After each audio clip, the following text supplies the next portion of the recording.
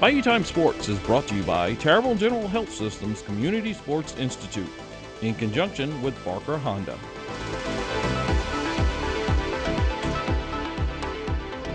Hello and welcome to this edition of Bayou Time Sports. I'm your host, Keith Whiteside. Thank you so much for joining us. You know, rarely do I get a chance to spend some time talking with somebody who knows sports more than anybody. We welcome back into the program Mr. Mike Detillier. Mike, thanks for joining us today. Thank you, Keith. I appreciate it. If I need that self-help, I'll give you a call. Oh, I appreciate and that. Listen, they got people in my family tell me that I should be calling you already. Well, you know, for me, it's nice to be able to talk with you, not only the host of our Sports on the Bayou program, but college and pro analyst. Just, I know how busy you are this time of year, so we just appreciate a little time to talk some NFL football. Yeah, and so the draft, like you mentioned to me, is different every year. Let's talk a little bit about how unique this particular draft is this year. Yeah, it's a meat and potatoes draft. Half of round one will be either offensive, defensive linemen, or edge rushers. Okay, you're talking about 16 picks, and most likely 7 receivers. Okay, wow. So it's easy to figure out. 23 picks of the 32 will be those positions. It's unique because there is so much talent and depth at those positions. No shock at receiver because we see the tsunami that's happening all across football America with wide receivers in bundles.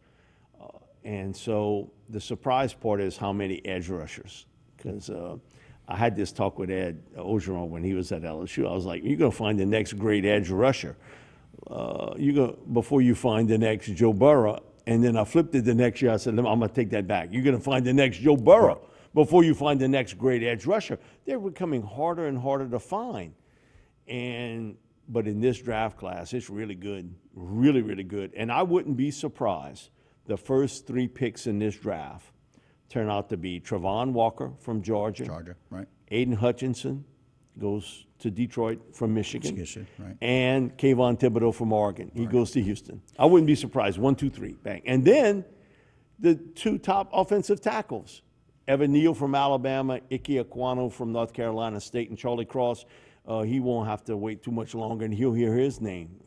Those 3 tackles. So, Keith, it's just the way it is in this draft. It's unique because of the talent and depth, offensive line, defensive line, and the edge rushers. Right. And look, it changes every year, but that's some really important position players. You can actually build a defense around that. You can build an offense around that. When you have somebody that strong as a D-line rusher and somebody that strong as a blocker as your offensive tackles, they're important. Yeah. Tell me how many guys you can name off the Georgia offensive team. They won the national championship. Probably 2 or 3. Okay. Most people, I remember Stetson Bennett at quarterback. Okay. And he rotated. And, and he wasn't even assured of the job when the season started. And Pickens maybe at receiver, but you got a hard time naming some of the other guys. Well, boy, you look at that defense and, they potentially could have 5 first-round pick defensive linemen or linebackers. Wow. That's why they held that trophy up at the end. Yeah. Because, you win with talent. And defensively, they played great in every game but one. That SEC championship game against Alabama, but they got it back for the title. So you see it across the board and how you build. You can build it a different way. You don't have to score 50 points a game. Georgia did it another way. And, that's just the way Kirby is. And he stole a lot of that from Nick. Right. He learned a lot of that early on. He's a disciple. So, but in this draft class, no question, meat and potato draft and lack of quarterbacks, even though, and I work with one regular, and he always says quarterbacks trump everything, and he's correct. And in most drafts, that would be absolutely correct. In this draft class, that's not the case. You'll have 3 first-round pick quarterbacks. I think Kenny Pickett from Pittsburgh, Malik Willis from Liberty, and Matt Corral from Ole Miss will all go in round 1. And Desmond Ridder from Cincy will be an early second. Crazy thing is, all 4 of them came to Manning last year. All 4 of them were at Manning. And Pickett came twice because I actually got to interview him, and he actually told me this is my second time here in Thibodeau. And it talks about them always trying to learn, them trying to Osmosis. to really improve. Yeah, you want to go to where the best are, right? That's right. And so it's just interesting. We're seeing that lack of depth, if you will, at the quarterback position, because look, when anybody talks about NFL draft, the first thing they want to talk about is quarterback. Yeah, because either you got one or you're looking for one. There is no middle ground. Right. Either you've got one or you're looking for one. Right. And so I would say half the teams in the NFL are happy with what they have at quarterback, and the other half are looking to upgrade what they have at quarterback. And so, boy, seeing this depth, they talk about it all the time. One of those cliches, offense wins games, but defense wins championships. I don't know if there've ever been a season, other than a couple of the seasons that Alabama really had an outstanding and fast defense, that we see with Georgia and how they were able to put it together even after that SEC championship game. Yeah, and, they were big up front along that offensive line. I think they averaged 330 pounds. Mm-hmm. If I'm a running back, I know how to follow that behind that guy who's got a butt on him about this wide. I mean, come on, Right. I'm just going Right. Up the middle, and they did a nice job protecting Stetson, and he made the plays when he had to. So Georgia built it a little bit differently, because when Clemson won it, they really won it with Deshaun Watson at quarterback, and then with Trevor. Right. Lawrence at quarterback making right. plays. And those guys did that a little differently. And like you said, every year it kind of plays itself out a little bit differently. But this year in particular, a lot of defensive guys, a lot of people in the trenches going in those early rounds. And like you said, maybe the first three going as defensive linemen. And then the next two, offensive linemen. And we talked a little bit about the importance of what you think's going in the first three picks, the second two picks after that. Let's talk a little bit about where the Saints are and what they need. Well, obvious need that tackle. Yep. And that wide receiver. When you lose a guy like Teron Armstead, and you can make a good point, okay, he missed a lot of time with injuries. Right. It's just the way he's built. Man upstairs, he gave him all these athletic gifts, but, he's like the high-performance sports car. He's going to have some downtime. Right. And so, but when Manny was playing, he was as good as anybody in this league. So you need to fill that left tackle position. And receiver, they had the worst receiving core in the NFL in 2021, the absolute worst. Now, hopefully, Michael Thomas can come back healthy, and that'll give you a shot. Maybe you can get a kid from Letcher High School that's been in the NFL a few years, Jarvis Landry, maybe on that. But you need a speed receiver because I just think in the way the game is played today, you can't ask your quarterback to have constantly running 13, 14 play drives. It's too hard. The play calling, it gets too difficult. Right. You got to be able to hit a big play downfield. And people say, well, Drew Brees did it. And only thing I can tell them, over the last 12 years Drew played, he was number one in the league in plays of 20 yards or more. People say, oh, okay, then what about Peyton Manning? Well, if you look in his time frame, he was number one in his last 12 years. Right. It's not about throwing bombs every play, but if I hit a guy 15 yards downfield and he's wide open, then he can run another 8 or 9. Okay, I've made a big play. The Saints don't have that type individual on the roster today as a full-time player. Now, Deontay, he's awfully small. He's 5'6", and his second numbers are 6. Okay, he's 160-something pounds. He's not going to last long if you're going to use him every play. So you need to get a big play receiver. Hopefully at 16 you can get a guy, possibly Trevor Penning from Northern Iowa, who's a 6'7", 315-pound kid. Wasn't recruited. He was 220 pounds coming out of high school, and then all of a sudden has this huge growth spurt and has started 3 years at both left and right tackle. Man, he's an aggressive dude, too. Zach will have his hands full with him, calming his nerves. Because the one thing I see with him, he's talented, but, man, he doesn't know when to sort of calm himself down, especially as a pass protector, where you have to play under control. Yeah, you got to harness that energy. But that, I think, he'll get better at. Okay. And at wide receiver, it's Baskin Robbins. Everybody's got a different take on who you like best. Right. If he was not injured, Jamison Williams from Alabama would be the number one guy on everybody's board. He would be the top guy. Now, he tore his knee up in the national championship game. He's making great progress. He potentially still could, but I think it'll end up being Garrett Wilson from Ohio State, right. and then probably Jameson, Drake London from USC. So if that's the case, Chris Olave makes all the sense in the world to me. Outstanding route runner at Ohio State, smart. Yeah. And when you look at his career, 1 out of every 5 catches at Ohio State ended up being a touchdown. Oh, my. So Wow. you talking about some talent. And talk about make a play, make a catch, and make a move run and with be it. gone.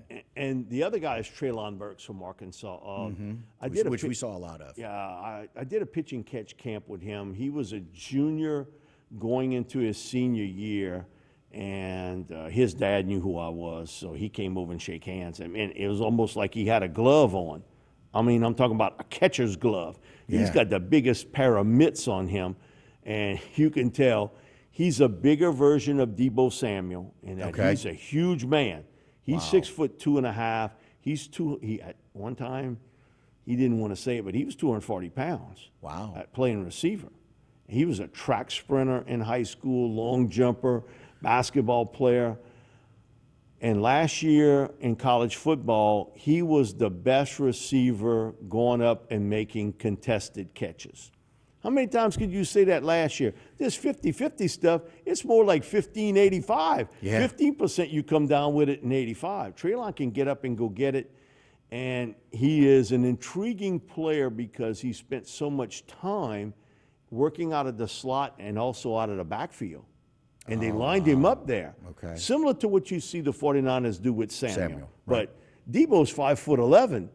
This guy's 6'2.5". He's 6'2.5". He's 225, and I'm giving him a little bit of shot here. Right. 225. That's on the lower end. Okay. But to be able to be that fast, it talks about how much muscle strength he's obviously got. And he, from the waist down, that's where he gets it. You can tell. All right. And he doesn't look like he's running fast until he runs past you.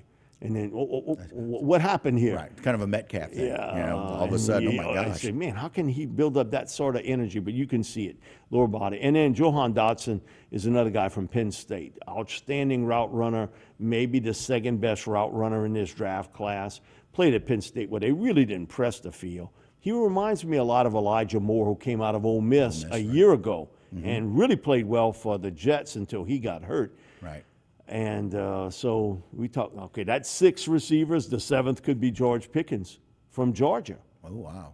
And there is a reason why all those receivers will get picked early. Yeah, and again, what we're seeing, and we'll talk about this in the next segment, we're seeing some interesting things happening right now with current The NFL football receivers. chess pieces are being moved, and it's how the game is played, how the game is paid. Things are changing. Things are different, and we're really seeing it a lot in the wide receivers. Yeah, and it's what's coming out of the high school ranks, college, into the pros. I wrote an article 4 years ago because I could see it. Right. When we would do these camps, and they would say, okay, running backs go here, quarterbacks here, receivers here, linemen there. No, there's always, come on. When you load the bus for the linemen, it's not a big load, And now running backs, that's not a ton of those either. That's exactly right. If you get in front of the receiving corps, you get run over. If you had a camp with 350 people, 250 are receivers today. Wow. It's the it position. That's what everybody wants to play. I want to be the guy. Right. Because it's a pitch and catch game today. And 7-on-7 changed the world. And I told this to Peyton Manning. He was before 7-on-7. He came up with, because it wasn't Archie's idea for the Manning camp. It was Peyton. Peyton, right. Because Peyton looked in the newspaper, he saw a team getting beaten 42-7. They threw 5 passes. He's like, hey, come on, this can't happen. So that's why they came up with the idea. And so Manning camp was before 7-on-7 really hitting the South. They did have it out in California and Arizona, but now it's all over. And It's you everywhere. can play it all year round. Right. And it's all summer long for sure. It's definitely all summer. So now you're getting a better quality of receiver. You're having more numbers come in. In 2018 draft, out of the top 50, there were 5 receivers picked in the top 50 picks. Wow. In 2019, 4 of the top 50 wide receivers. And I knew the tsunami would hit. 2020, 11 of the top 49 were receivers. Last year, 8 of the top 49 receivers. So you see it now. It's hitting. And so you have this big plethora of receivers hitting pro football. And they're more refined. They're better route runners. Okay, you don't need 3 years to learn it. Jamar Chase, Justin Jefferson, Odell Beckham, Jarvis Landry. That's just from LSU. It didn't take them 3 years to figure it out. Year one, they got it. Right. Michael Thomas. It didn't take him 3 years. So you're getting a guy who's ready, ready to play, understands the game, but then the flip part. Paid. They want the Look the money Devontae Adams got. He's averaging $23 million a year. Tyreek Hill gets traded from Kansas City to Miami. $24 million a year, $80 million guaranteed off of that. Christian Kirk, he'd be I don't know if he'd be a number one receiver for the Saints. Probably a 2 or 3 right now. He's getting 21 and a half, and 59 of it is guaranteed money. Not $59,000 either, $59 million. So we see Deebo Samuel, DK Metcalf, A.J. Brown with the Titans. All these guys want new deals. Okay, if they paying Christian Kirk that, look at me. Right, yeah. What should I be able to get? So they're asking $22 to $24 million. Okay, so if Tyreek's getting 24, Debo's saying, wait a minute, I think I'm every bit as good as him. I want 25. So now it's how the game is played and paid. Are you willing to pay a receiver $22 to $24 million a year? Some teams are. I'm not doing it. I'm going to pick one in round one or very early in the second round. I got him on football minimum wage for at least 3 years right. and a possible fourth. Right. So that is going to change the way teams look at drafting. And I disagree with Sean Payton. Not that you can't get a good receiver in round two. I agree with him there. But we're not living in 2018 where you could have got a Michael Thomas or Jarvis Landry or Devontae Adams or Debo in round two. We live in 2022 where that is going to elevate these receivers to get picked much higher. And if you don't use an early or you don't use a first-round pick or a very early second, you're not getting them. You're getting the 9th or 10th best receiver where you pick. That's a total different crowd of guys than the top 7 or 8. And so that means if you're an agent for a receiver, draft day, man, I've won the Powerball because I'm going to get picked much higher today than I would have been picked in 2019. Even just a couple years ago. Even 3 years ago. Right. Because of how the game is structured today. It's built on pitching and catching and how it's being paid now. And you know, people were cutting up. They paid Michael Thomas $16.5 million. They had a fit. He was the highest paid receiver. Now today, he got to look way down that list for $16.5 million, how he's getting paid. When you're talking about $22 to $24 million a year and 50 and 60 and 70 of it guaranteed money. So that tells me if I'm a GM and I don't want to pay that, I'm going to pick one early. I'll pay you first-round pick money, but it's football minimum wage. It's football minimum wage, not real life minimum wage. It's not like you and I minimum wage. So I think it is going to change the concept of the game on how you use those early picks on receivers. It's changed that game more than any other thing other than the devaluation of a running back. Right. Okay, last year was an anomaly. You saw two going round one. Right. Okay, the year before, 1. The year before that, 0. I think in this year's draft, most likely it'll be 0 in round 1. Right. And you'll see a couple picked in round 2. I had a high second-round pick for Alvin Kamara. He goes in the early part of round 3. 3, right. So it goes to show you're not lasting that way as a receiver. Yeah. Not anymore. Yeah, it's different and it's changed. This is going to give us some great insight. We'll see what the Saints do. We'll see what the draft looks like. But, Mike, always appreciate your time. Thank you. Appreciate it, Keith. All right, brother. Thank you. All right, guys, that will do it for this edition of Bayou Time Sports. Don't go anywhere. Whole lot more local programming here on HTV.